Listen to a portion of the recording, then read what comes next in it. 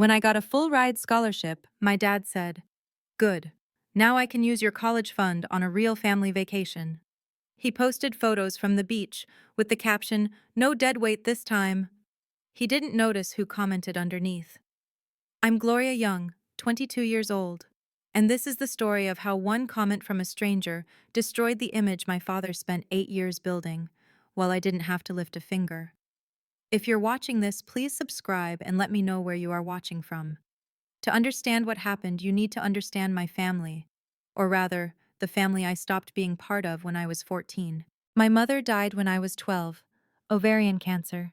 She fought for 18 months, and I sat beside her hospital bed every day after school, reading her favorite books aloud until she couldn't stay awake anymore. 2 years after she passed, my father married Melissa, a woman he'd met at a real estate conference. She came with 2 children from her previous marriage, Brandon, who was 11 at the time, and Chloe, who was 8. I tried. God, I tried to make it work, but somewhere along the way I became invisible. In our living room, there's a wall of family photos, 23 frames, carefully arranged by Melissa in 2016. I counted them once, during a Thanksgiving, when no one noticed I'd left the dinner table early. Not a single photo of me exists on that wall after 2015, the year my father remarried. It wasn't dramatic. There was no announcement, no family meeting where they decided I didn't belong. I just faded. Birthday dinners became immediate family only, which somehow didn't include me. Christmas cards featured 4 smiling faces, never 5. When my father posted his family Sunday photos on Facebook, I was never tagged, never mentioned, never there. I didn't disappear all at once. I was erased slowly, pixel by pixel, until no one remembered I'd ever been in the frame. Over the past 4 years, my father posted 847 family photos on Facebook. I know because I counted during one particularly lonely night in my dorm room. I appear in exactly 3 of them, all large group shots where I'm standing at the edge, half cropped out. But I didn't know then that the numbers were about to matter in ways none of us expected. The money was supposed to be mine. When my mother died, she left behind a life insurance policy worth $45,000. The paperwork was clear. I found a copy years later in a box of her things my father had shoved into the garage. For Gloria's education, she'd written in a letter to her attorney, so she never has to depend on anyone. My father became the trustee. He called it Gloria's college fund whenever relatives asked, which made him sound responsible and caring. What he didn't mention was how that fund worked in practice. Brandon, my stepbrother, graduated high school with a 2.8 GPA and a vague interest in business. My father enrolled him at a private university in San Antonio. $38,000 per year, no scholarships, no financial aid. He needs the structure, my father explained at dinner once.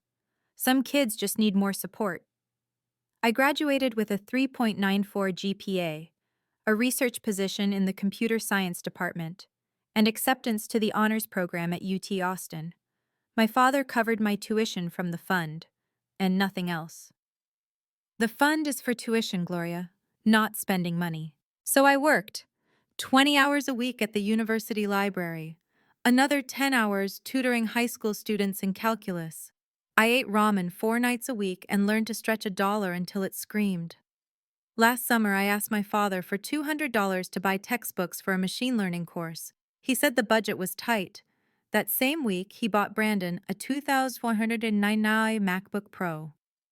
For online classes, Melissa explained, as if that made it reasonable. I didn't argue. I never argued. I just found a PDF version of the textbook and highlighted passages on my 6-year-old laptop until 2 in the morning. I didn't know yet that the fund was about to serve a very different purpose. My father has 127,000 followers on Facebook. I know that sounds strange to lead with, but it matters. It matters because Richard Young isn't just a father. He's a brand. Family Man Richard, as his bio reads, complete with a sunset photo of him hugging Brandon and Chloe on some beach I was never invited to. He works as a senior manager at Pinnacle Realty Group, one of the largest real estate agencies in Austin. His Facebook isn't just personal, it's professional. Clients find him there. Colleagues comment on his posts. His carefully curated image of the devoted family man has helped him close deals worth millions. His most viral post, 14,000 likes, 2,300 shares, was a photo of him taking Brandon to a football game. The caption read, "Nothing beats quality time with my son. Raising good men, one game at a time. Hashtag proud dad, hashtag family first." I saw that post from my dorm room, eating cold leftover pizza I'd saved from a department meeting. I didn't comment. I never commented. Here's what I eventually realized. My father doesn't hate me. That would require him to feel something about me at all. I'm simply not useful to his narrative. I'm not photogenic enough, not enthusiastic enough, not enough to fit the aesthetic he's built. I don't generate engagement. I don't inspire comments about what a wonderful father he is. I'm bad content. On Facebook, my father is the perfect dad.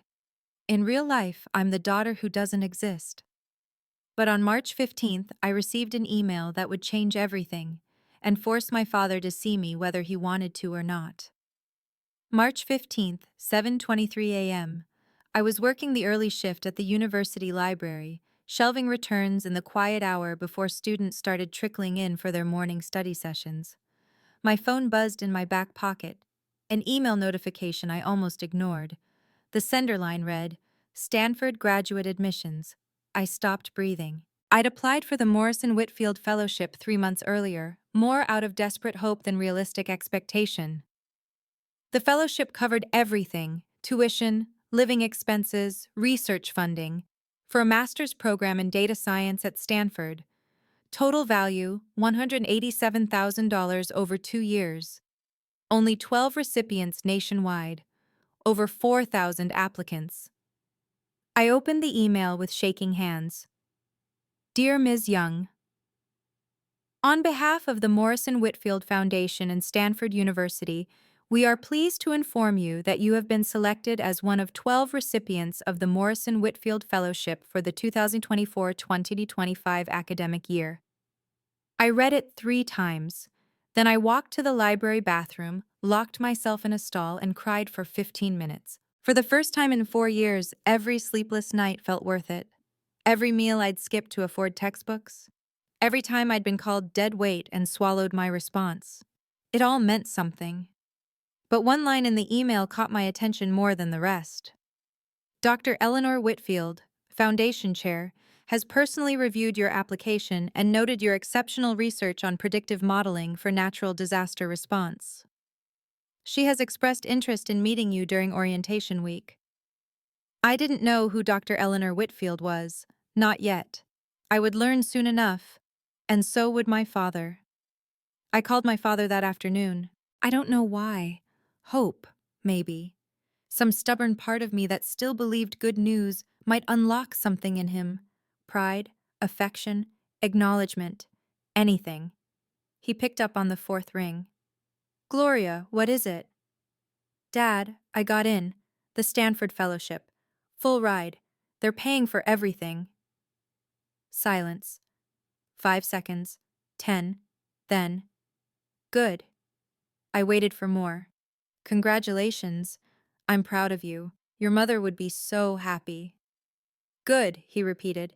That means I can finally use your college fund for something useful. My stomach dropped. What do you mean? I've been planning a family trip to Maui for months, but the budget wasn't there. Now that you don't need the fund anymore. He paused, and I could hear Melissa saying something in the background. We can finally do it right. 5-star resort, ocean view suite, the works. We? Me, Melissa, Brandon, and Chloe. A real family vacation. I gripped my phone so hard my knuckles went white. Am I invited? He sighed, the kind of sigh you give when someone asks an obvious question. Gloria, you've got your Stanford stuff to figure out. Applications, housing, whatever. Besides, this is a chance for us to bond as a family. A pause. A real family. A real family. He said it like I was a counterfeit. A rough draft someone forgot to delete. The money Mom left was for my education, I said quietly. And you're getting educated for free now. Problem solved. I didn't respond. I couldn't. I've got to go, he said. Melissa's making dinner reservations. The line went dead. 2 weeks later, he would post photos from that vacation with a caption that would end his career as he knew it. But I didn't know that yet. All I knew was that I wasn't family. March 20th. I drove to my father's house to pick up some documents I needed for Stanford's enrollment paperwork. My birth certificate, my mother's death certificate, tax forms. Melissa was waiting at the door. I heard about your scholarship. She didn't move to let me in. Congratulations. Thank you. But don't think it changes anything. I blinked. Changes what? Your place here. What place do I have here, Melissa? She smiled, thin, practiced. Exactly my point. I pushed past her into the foyer. I just need some documents from Dad's office. The money, she said to my back. You're upset about the vacation. I stopped, turned. That money was my mother's.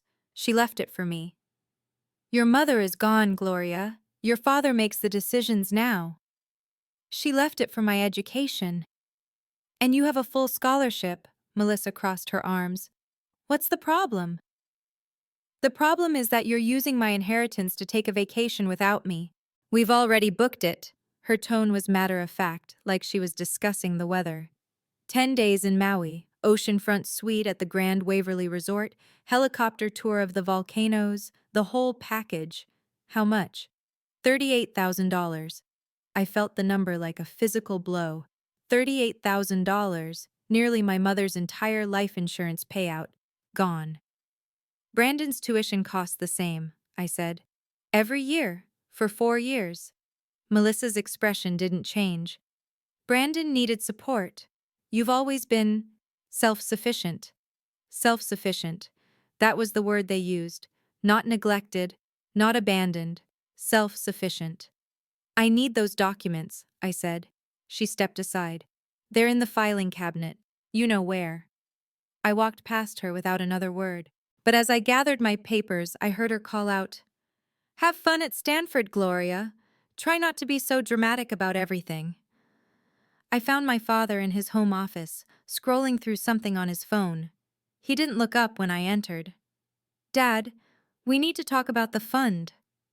"There's nothing to talk about." "That money was supposed to be for my education. Mom specifically. And you're getting educated." He finally glanced at me, irritated. "For free. At Stanford. What's the issue?" "The issue is that you're spending my inheritance on a vacation that doesn't include me." He set his phone down, leaned back in his chair. "You want the truth, Gloria?" No, I didn't. But I nodded anyway. "Fine." His voice was cold, clinical. "You don't fit in. You never have. Every family trip, every holiday dinner, every photo, you make everyone uncomfortable.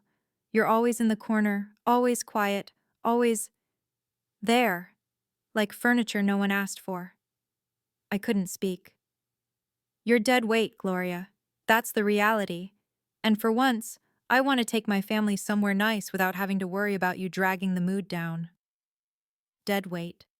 He said it like he'd been thinking it for years, like he'd been waiting for the right moment to finally let it out. "Mom would never. Your mother isn't here." He picked up his phone again, dismissing me. "And I'm done pretending that keeping you around honors her memory. It doesn't. It just makes everything harder." I stood there for a long moment. I didn't cry, I didn't yell. I just looked at him, really looked, and saw a stranger wearing my father's face. "Okay," I said quietly. I turned and walked out. I didn't argue. I didn't fight. Not because I accepted what he said, but because I knew some things couldn't be changed with words. Maya Torres was waiting for me when I got back to our dorm room. She took one look at my face and said, "What did they do?" I told her everything. The phone call, Melissa at the door, My father's words in his office. Dead weight. I said it out loud for the first time, and it tasted like poison. Maya stared at me for a full 10 seconds before exploding. He called you what? She jumped off her bed. He called you deadweight? Because you got a Stanford fellowship? Maya. No, no, no. Hold on. She started pacing. Let me get this straight. You just achieved something that 99.7% of applicants couldn't achieve. Something that puts you in the top 12 data science students in the entire country. And your father's response was, "Great, now I can go to Maui without you?" When she put it like that, it sounded insane. Because it was insane. I'm used to it, I said quietly. Maya stopped pacing, looked at me with something between pity and fury. Gloria, that's the problem. You're so used to being treated like garbage that you don't even recognize it anymore. She was right. I knew she was right. This isn't normal, she continued. None of this is normal, and you need to stop pretending it is. I didn't have a response, so I just sat on my bed and stared at the wall. Maya pulled out her phone. Hey, did you know who created your fellowship? What? The Morrison Whitfield Fellowship. I just Googled it. She turned her screen toward me. Dr. Eleanor Whitfield. She ran the data science division at NASA for 10 years. She has 340,000 followers on LinkedIn. I looked at the photo. A silver-haired woman with sharp eyes and a kind smile. I had no idea how much that face would come to mean. The Stanford News article went live on March 20th.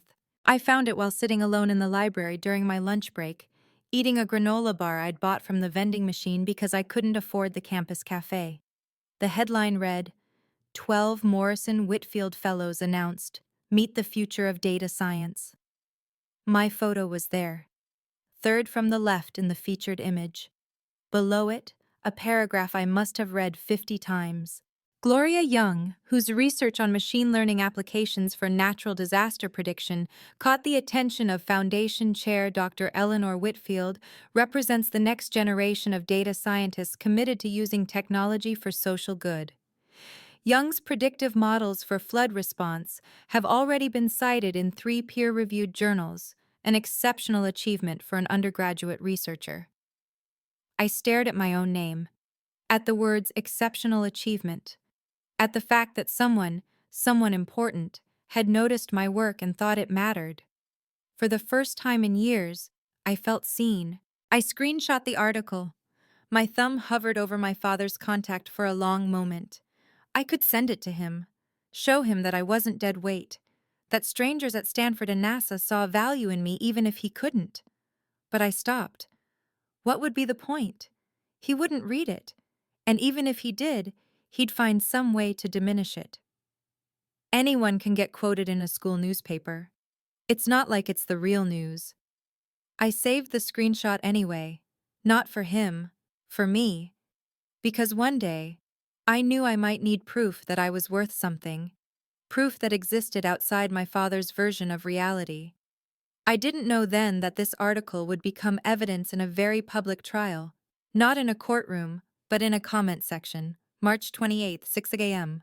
I stood at my dorm room window, watching the sun rise over Austin. 15 minutes away, my father's family was loading suitcases into an Uber bound for the airport. I knew because Brandon texted me. Sucks you can't come. But hey, more room in the suite, LOL.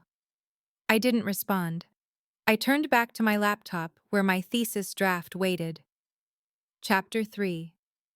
Predictive Modeling for Hurricane Evacuation Routes. Due in 6 weeks.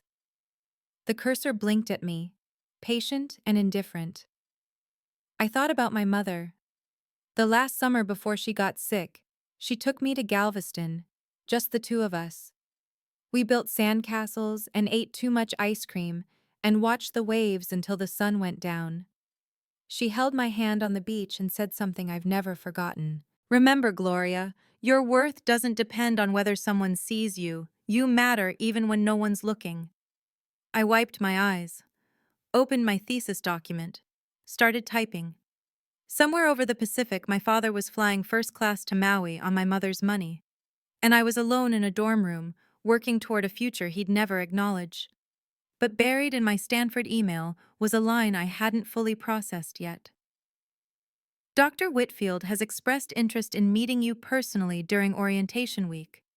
I didn't know what that meant. I didn't know why the founder of my fellowship would want to meet a random student from Texas. I would find out soon enough. Because in the next 10 days, my father would do something so publicly stupid that it would destroy everything he'd built. And I wouldn't have to lift a finger. The internet would do it for me. If you've made it this far, I want to ask you something. Have you ever been treated like you don't exist by your own family? Have you ever achieved something incredible only to have the people closest to you shrug it off? Tell me in the comments. I want to hear your story. And if you want to know what happened next, trust me, you do. Hit that like button and keep watching. The best part is coming. The first photo appeared on March 29th. Maya showed me because I'd muted my father's Facebook years ago. She kept him followed for what she called enemy reconnaissance. The image showed my father, Melissa, Brandon, and Chloe standing in front of the Grand Waverly Resort. Palm trees, ocean, golden hour lighting. Everyone was smiling. The caption read, "Paradise found. So grateful for this beautiful family. Hat Maui magic. Family first." 1,847 likes. 203 comments. Maya scrolled through them for me, her voice dripping with disgust. Beautiful family. You guys are goals. Best dad ever. She looked up. Best dad ever. Are these people serious? I shrugged. They don't know. That's the problem, isn't it? They see what he shows them. She was right. To the outside world, Richard Young was a devoted father, a family man who prioritized quality time, a role model. They didn't see the daughter who wasn't in the photo. They didn't ask why there were only 4 people when he had 3 children. Look at this one, Maya said, pointing to a comment. Richard, you're such an inspiration. Your kids are so lucky to have you. I felt something twist in my chest, not anger, something older. Exhaustion, maybe. The tiredness that comes from being invisible for so long that you start to wonder if you're the problem. I can't look at this anymore, I said. Maya closed the app. Sorry, I wanted you to see what you're up against. I know what I'm up against. I've known for years. She put her hand on my shoulder. It's not fair, Gloria. No, I agreed. It's not. But I didn't know then that the worst was yet to come. 3 days later, my father would post something that would change everything. April 2nd, 3:47 p.m. Hawaii time. My father posted a photo album. 47 pictures from the trip. Beaches, sunsets, helicopter views of volcanic craters, fancy dinners, snorkeling adventures, the whole curated fantasy. But it was the caption that stopped my heart. Best vacation ever. No dead weight this time. Just pure family bliss. Finally got to enjoy a trip without anyone dragging us down. If you know, you know. Hashtag blessed family. Hashtag paradise. Found. No negative energy. Maya called me at 6:15 p.m. Austin time. Her voice was shaking. Gloria, you need to see this, right now. I opened Facebook, found the post, read the caption, read it again. No dead weight this time. He didn't just think it. He didn't just say it to my face in his office. He wrote it, published it, broadcast it to 127,000 people. Finally got to enjoy a trip without anyone dragging us down. I was the dead weight. I was the one dragging them down. And now everyone knew it. The post already had 2,347 likes, 189 comments, all of them congratulating him on his beautiful vacation, his beautiful family, his beautiful life. Gloria? Maya's voice came through the phone. Are you okay? I wasn't okay. I was sitting in my dorm room, alone, staring at a screen that proved what I'd always suspected. My father didn't just neglect me. He was proud of it. He was bragging about it. I don't know what to do, I whispered. We could comment, we could. No. I shook my head even though she couldn't see me. I don't want drama. This isn't drama, Gloria. This is the truth. But I didn't respond. I didn't know that in less than 12 hours, the truth would find its own way out, delivered by someone my father never expected. I spent the next hour scrolling through the comments. I don't know why. Maybe I was hoping someone would ask the obvious question. Maybe I was looking for a single person who noticed something was wrong. No one did. So happy for you guys. You deserve this. Family goals. Richard, you're such a great dad. Your kids are so lucky. No dead weight equals no drama. Smart move. That last one had 43 likes. I recognized some of the names.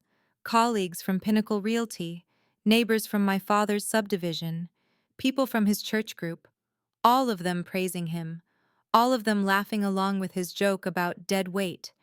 None of them knew the deadweight was a person. His daughter, a Stanford fellow, someone who existed. Maya sat beside me on the bed, watching me scroll. Say something. What's there to say? That this is messed up, that he's publicly humiliating you, that no one knows it's about me. I closed the laptop. To them, I'm just nothing, an unnamed problem that got solved. That's exactly why you should say something. I shook my head. What would that accomplish? He has 127,000 followers. I have 89. Who do you think they'd believe? Maya didn't have an answer. I sat in the dark for a long time after she went to sleep. I thought about my mother, about the money she'd left me, about all the ways I'd tried to earn my father's approval and failed. I didn't know that I didn't need to say anything. I didn't know that someone else was already reading that post. Someone with 340,000 followers and a very low tolerance for injustice. Someone who knew exactly who the deadweight was. I learned what happened next from Dr. Whitfield herself, months later over coffee in Palo Alto. She told me she had a habit of checking social media profiles connected to her fellowship recipients. Not surveillance exactly, more like due diligence. She wanted to understand the families her fellows came from, the support systems they had or didn't have. She found my father's Facebook through a mutual connection, a professor at UT Austin who happened to be friends with both of them. I saw the vacation photos first, she told me. Beautiful resort. Happy family. And then I read the caption. She paused, stirring her coffee. No dead weight this time. I read those words and something clicked. I remembered your application essay. How you mentioned your mother's death. How you talked about feeling invisible in your own home. How you'd worked 2 jobs through college while maintaining a near-perfect GPA. She scrolled through my father's profile, saw the wall of family photos, noticed the same thing I'd noticed years ago. You weren't in any of them, she said. Not one photo after 2015, it was like you'd been erased. She opened the Stanford News article in another tab, looked at my photo, looked at my father's profile. I called my assistant and asked her to confirm. Richard Young of Austin, Texas, father of Gloria Young, Morrison Whitfield Fellow. It matched. I sat with it for about an hour, she told me. I don't usually involve myself in family matters. It's not my place. But, she smiled, a sharp, knowing smile. But I've spent 40 years watching brilliant young women be dismissed by small-minded men, and I decided I was too old and too accomplished to stay silent. That night, she opened Facebook and started typing. April 3rd, 8:22 a.m. California time. Dr. Eleanor Whitfield posted a comment on my father's vacation album. It was short, polite, devastating. Mr. Young, I couldn't help but notice your caption. I'm Dr. Eleanor Whitfield, founder of the Morrison Whitfield Fellowship at Stanford University. Your daughter Gloria was just selected as one of our 12 fellows this year, out of 4,080 applicants. Her research on disaster prediction modeling is exceptional and has already been cited in peer-reviewed journals. I'm curious, is she the dead weight you're referring to? If so, I'd love to understand your definition of that word. Best regards. Her profile picture showed her verified badge. Her bio linked to her Stanford faculty page. Her credentials were impeccable. Former NASA director, foundation chair, advisor to 3 presidential administrations. There was no way to dismiss her as a random troll. No way to claim she was misinformed or jealous or didn't understand the situation. She knew exactly who I was. She knew exactly what my father had done. And she'd said it publicly, calmly, with the full weight of her reputation behind every word. Within 30 minutes, the comment had 847 likes. Within an hour, it had 234 replies. The replies weren't kind. Wait, his daughter got a Stanford fellowship and he called her deadweight? I just Googled Gloria Young Stanford. She's literally featured on their website. This man used his dead wife's money to vacation without his own daughter? I've bought 2 houses through Richard, never again. The tide was turning. The perfect family man was being exposed. And I hadn't said a single word. I didn't even know it was happening yet. But I was about to find out. The comment section became a crime scene. People who had praised my father hours earlier were now deleting their comments in shame. Others were returning to retract their likes, their congratulations, their family goals, exclamations. New comments flooded in every minute. Family first? More like family -1. So the dead weight is a Stanford fellow and you're a real estate manager? Interesting. I'm sharing this everywhere. People need to see what good fathers really look like. At Pinnacle Realty Group, is this the kind of person you want representing your company? That last comment was the one that mattered most. The post's like count, which had peaked at 2,347, began dropping. Within 2 hours, it was down to 1,102. People were actively unliking it, something I didn't even know was possible at that scale. But the comment that made my stomach drop came from a name I recognized. Margaret Collins, Regional Director at Pinnacle Realty, my father's boss. Richard, we need to talk. Monday, my office. She didn't say anything else. She didn't need to. The screenshot of her comment spread faster than the original post. Someone created a thread.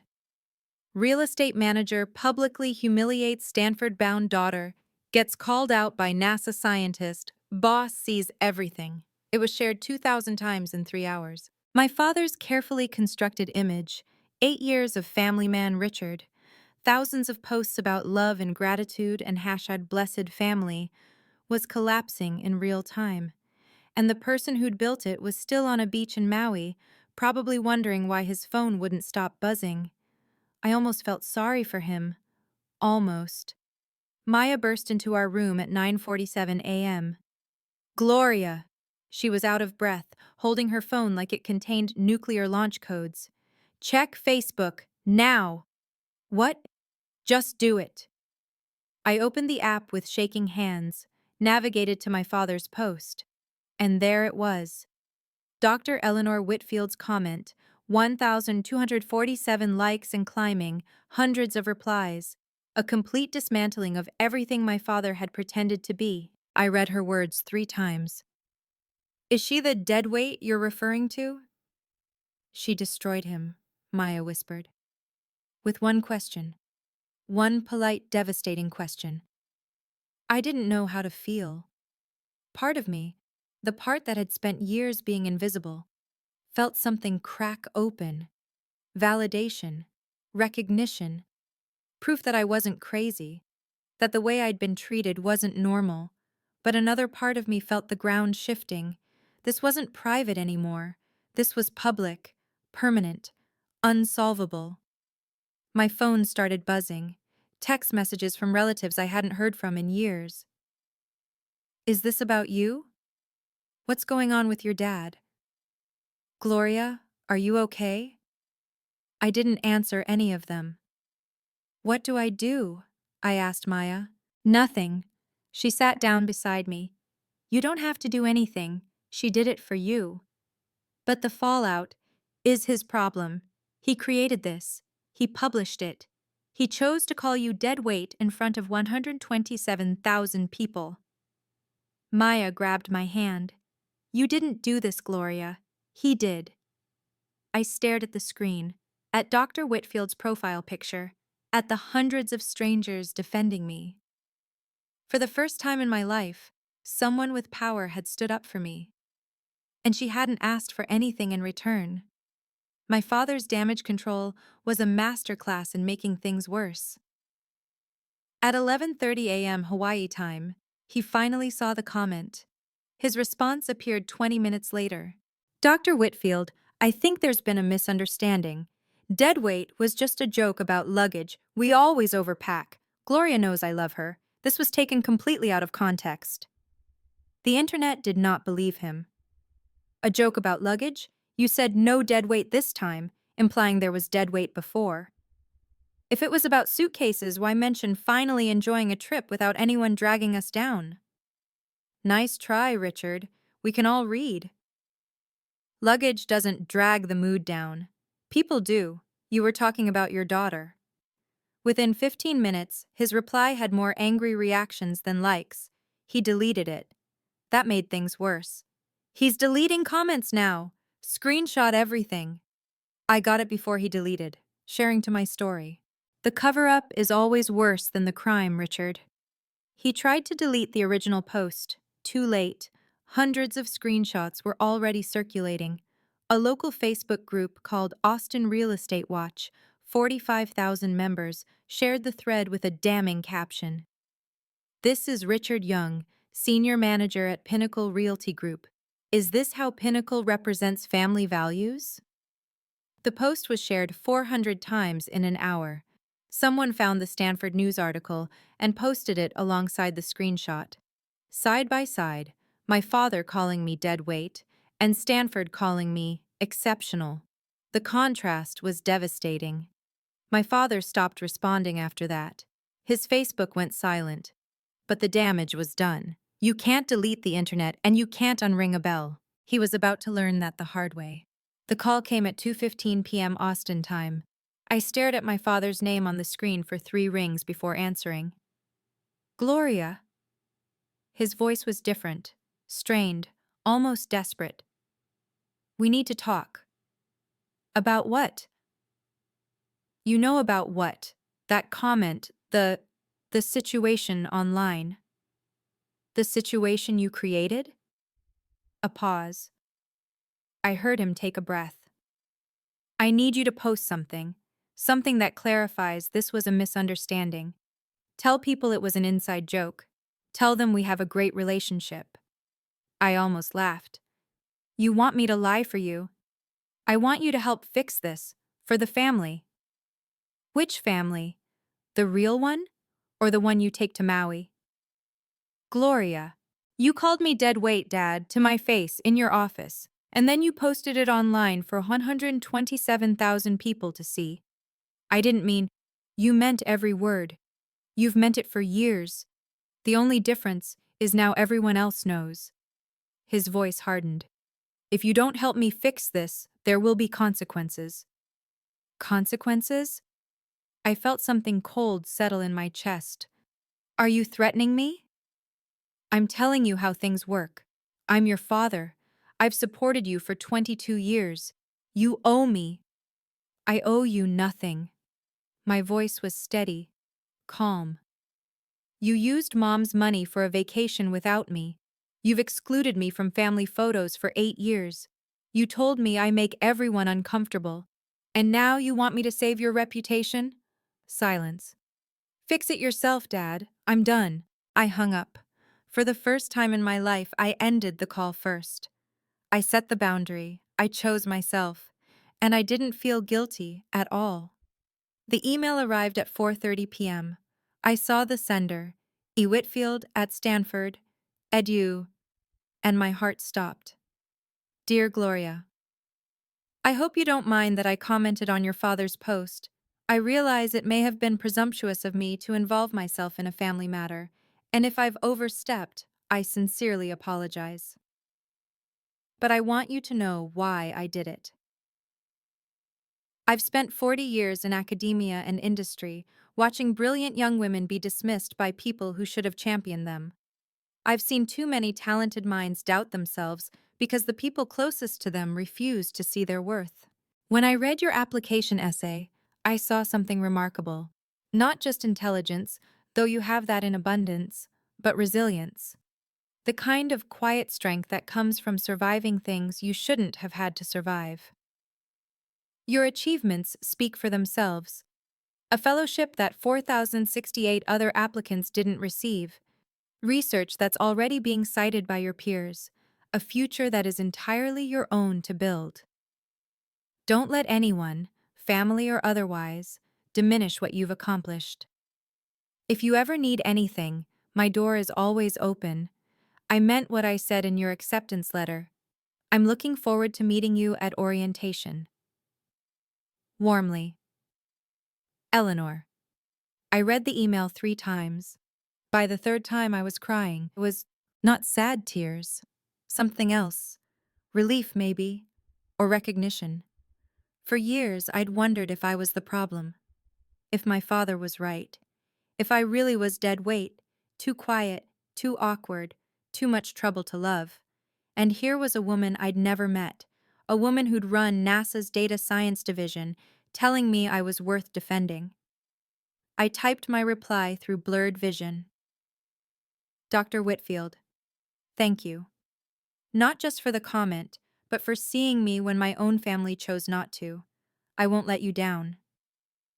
If you've ever had someone, a teacher, a mentor, a stranger, stand up for you when your family wouldn't, I want to hear about it. Those people matter more than they know. Drop a comment below and tell me who believed in you when no one else did. And if this story is resonating with you, hit subscribe so you don't miss what happens next. We're almost at the end, and trust me, you want to see how this plays out. April 7th, the Monday after the vacation. I learned what happened from Maya, who learned it from a friend who worked at Pinnacle Realty's front desk. My father walked into the office at 8:45 a.m., 15 minutes early, wearing his best suit. He thought he could get ahead of it. Explain, spin, do what he did best. Margaret Collins was already waiting. The meeting lasted 47 minutes. When my father emerged, his face was gray. Here's what I pieced together later. Pinnacle Realty Group had a social media policy. It was in the employee handbook, page 34. Employees are expected to conduct themselves professionally on social media platforms, particularly when their employment is publicly visible. Conduct that damages the company's reputation may result in disciplinary action. My father had Pinnacle Realty Senior Manager in his Facebook bio. His post and the subsequent viral meltdown had been shared over 3,000 times. The company's customer service line had received 14 calls from clients asking if Pinnacle endorsed that kind of behavior. Margaret Collins didn't yell. She didn't need to. Effective immediately, you're being reassigned from senior manager to associate manager. You'll no longer supervise the residential team. Your salary will be adjusted accordingly. The numbers, from $127,000 per year to $97,790, a 23% pay cut. Additionally, he was required to complete a mandatory training course, Professional Conduct in Digital Spaces. 8 hours, on his own time. He tried to argue, he tried to explain, he tried to say it was a family matter, a private joke, a misunderstanding. Margaret's response was simple. Richard, you made it public. Now you deal with the public consequences. He walked out of that meeting a different man, and his problems were just beginning. The social fallout was slower but more thorough. Over the next week, my father lost 34,000 Facebook followers. His count dropped from 127,000 to 93,000 and kept falling. The Family Man Richard brand was hemorrhaging. 3 potential clients canceled home viewings. I know because one of them sent me a message on LinkedIn. Ms. Young, I was going to buy a house through your father's agency. After seeing what he posted about you, I've decided to take my business elsewhere. Congratulations on Stanford. You deserve better than him. I didn't respond, but I saved the message. The Parent-Teacher Association at Brandon's high school asked my father to resign from the advisory board.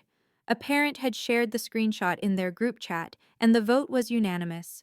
A local blog called Austin Family Watch published an article. Local real estate manager's viral post sparks conversation about deadweight children and blended family dynamics. They didn't name him directly, but everyone knew. The comments section was brutal. Melissa started getting questions too. Friends texting, "Is that post about Richard's daughter? What's going on with your husband?" She stopped responding to her group chats, and then, unexpectedly, a message from Brandon. Sis. One word. A word he hadn't used in 8 years. I didn't know it was that bad. I'm sorry. I stared at the message for a long time. I didn't know if he meant it. I didn't know if anything would change.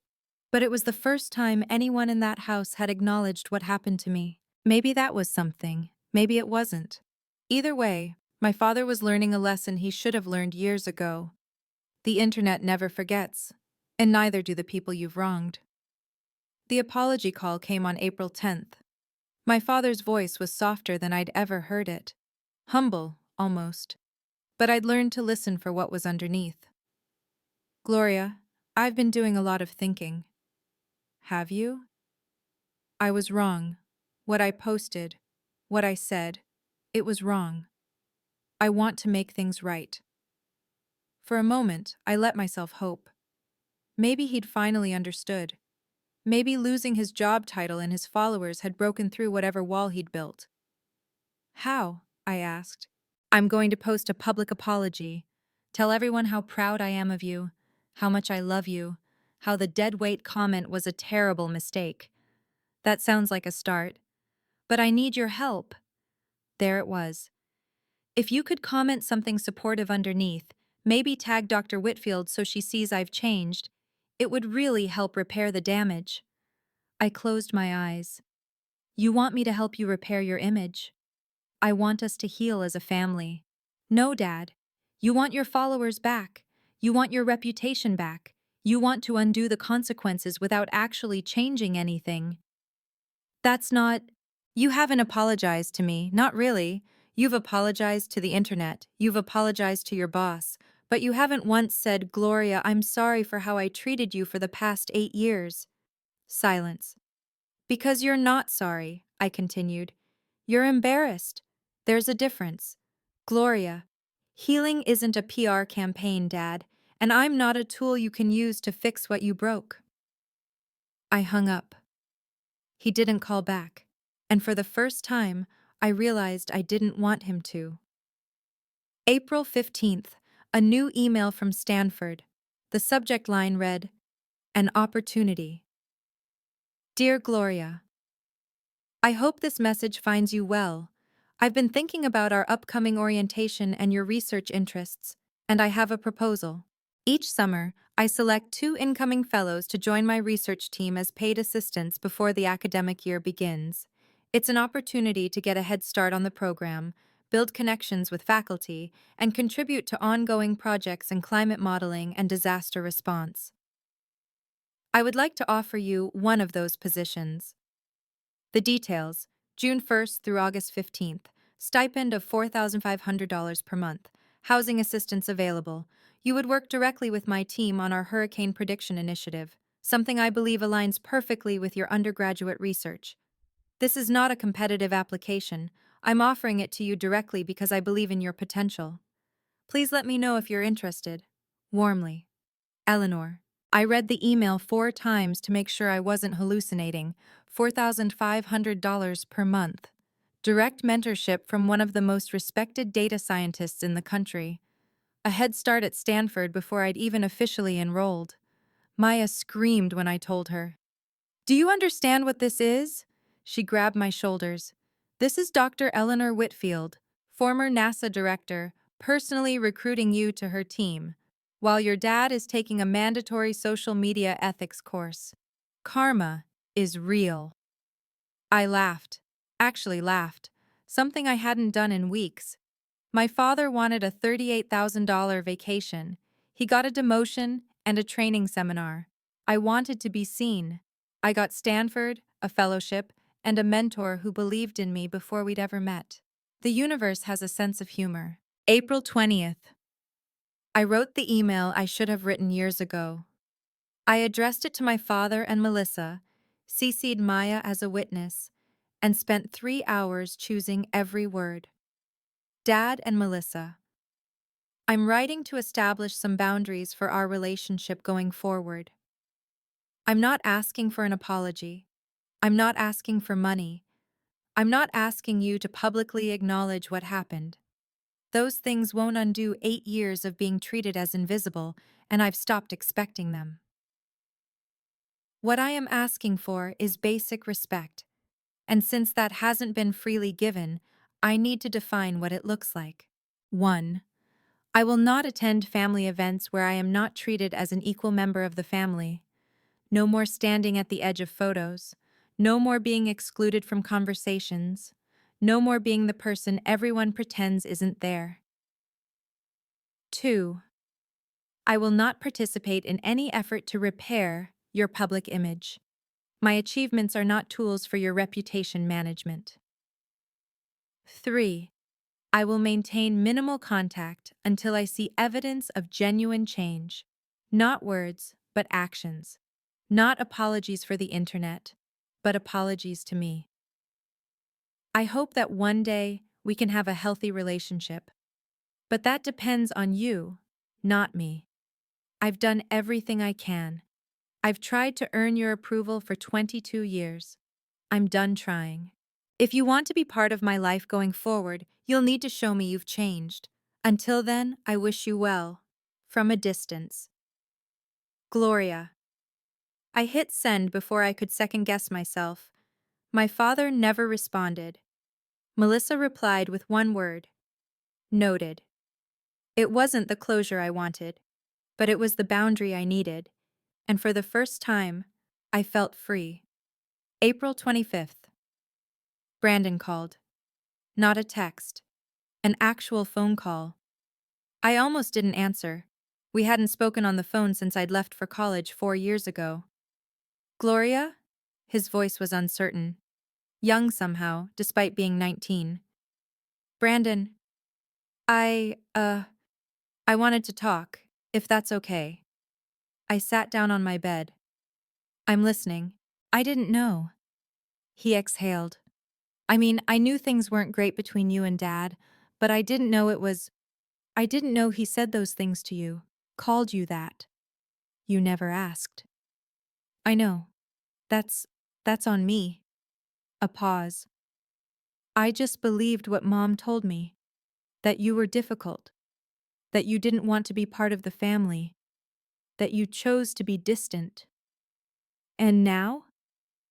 Now I read Dr. Whitfield's comment, and I Googled you, and I saw the Stanford article.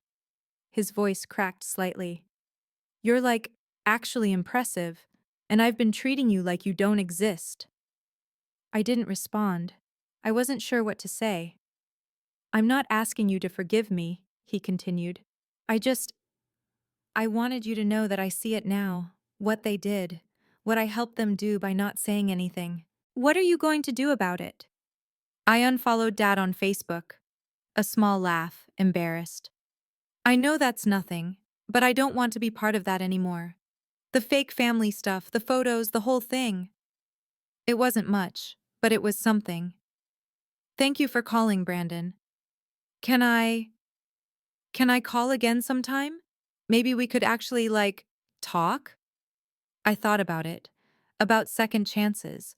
About whether people could really change. Yeah, I said finally. Maybe we could. June 1st. I stood in my dorm room, surrounded by cardboard boxes. 4 years of my life in Austin, packed into containers bound for California. On my desk sat the only photo I was bringing from home. My mother, holding me on a beach when I was 7. Her smile was wide, her eyes were bright. She had no idea she'd be gone in 5 years. I picked up the frame and looked at her face. "I did it, Mom," I whispered. "I got out." She told me once that my worth didn't depend on whether someone saw me, that I mattered even when no one was looking. She was right, but she would have also understood this. Sometimes being seen by the right person changes everything. Dr. Whitfield saw me, Stanford saw me, and slowly, I was learning to see myself. My phone buzzed. "Maya, I'm outside, ready when you are." I took one last look around the room. At the desk where I'd cried over my father's post. At the bed where I'd read Dr. Whitfield's email. At the window where I'd watched the sun rise on the day my family flew to Maui without me. I wasn't angry anymore. I wasn't even sad. I was just done. Done waiting for my father to love me. Done trying to earn a place in a family that didn't want me. Done being the invisible daughter, the dead weight, the problem that needed solving. I had a fellowship, a mentor, a future, and I had myself, which it turned out was enough. I grabbed my bag, turned off the light, and walked out the door. California was waiting, and for the first time in my life, so was I. That's my story. If you've ever been called dead weight or burden or any word that made you feel like you didn't deserve to exist, I want you to remember something. Your worth isn't determined by people who refuse to see you. It's determined by what you build when you finally stop waiting for their approval. If this story helped you feel less alone, please like, subscribe, and check the description for more stories like this one. Thank you for being here with me.